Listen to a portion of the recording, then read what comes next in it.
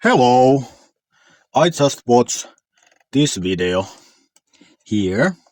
We talks about this that you should train this position for the rising because it was told that he had experience that he feels weaker in these positions, and then the conclusion was that it is the solution to that should be that you train these positions to be stronger in these positions because you are weaker in these positions.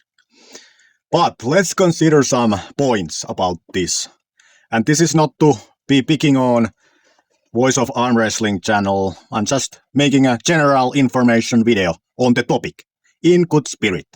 So let's first look about this point here. When you have wrist back and you are holding something in your hand, note that there the red line is your forearm axle of rotation for pronation and supination. Now when you have your wrist back, you have produced a lever arm for the weight, which engages the pronation then. Similarly, if you flex your wrist and you have the dumbbell, you have created a lever arm for the supination, because this tries to turn your palm up. This tries to turn your palm down. So when you resist this force coming from this point, here you have to engage the pronation. Here you have to engage the supination. I'm not saying that there wouldn't be riser engagement also, but I'm making the point that you are now dealing with a more complicated thing than just this, what is happening here where the riser is isolated. All right, that's the first point. Second point, we have to look at something else first. Let's consider wrist flexion, curling your wrist. The curling of wrist happens from these main movers, muscles, the flexor carpi radialis and flexor carpi ulnaris. The ulnaris attaches here and the flexor carpi radialis here. So let's consider this.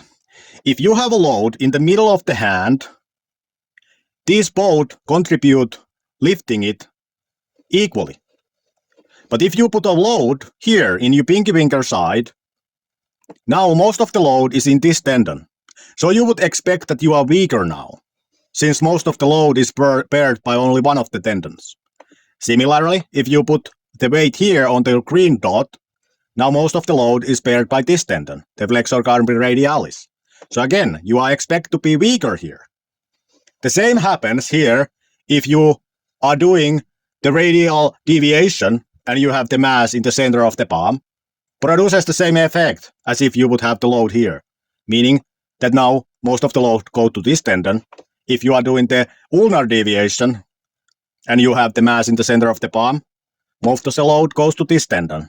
And hence you would expect to be weaker in these positions than if you are keeping your wrist straight and have the load in the center of the palm. Now, does this mean, because you are weaker in the yellow dot and in the green dot, that you should train these specifically to be as strong in this position as you are in the red dot position?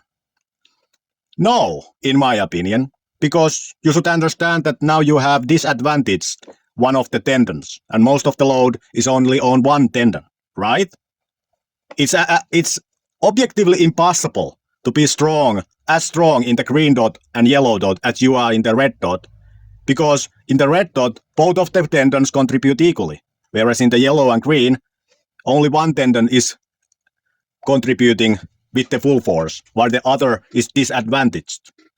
So the conclusion is not to train yellow and green dot to be equal with the red dot, but to understand that you are at disadvantaging tendons. All right? So that's the conclusion from this. Let's now look at our situation here with the riser movement. So the riser movement comes from these three tendons. Flexor carpi ulnaris, here going to your palm, the same muscle that was also involved in the wrist flexion. Then you have the extensor carpi radialis brevis, and being the lower one here, and the extensor carpi radialis longus being the higher one here. So if we look at from this thing from above here, now you imagine the wrist being flexed so that the arm is now in this position, the wrist. Would you think that it might disadvantage some of these tendons?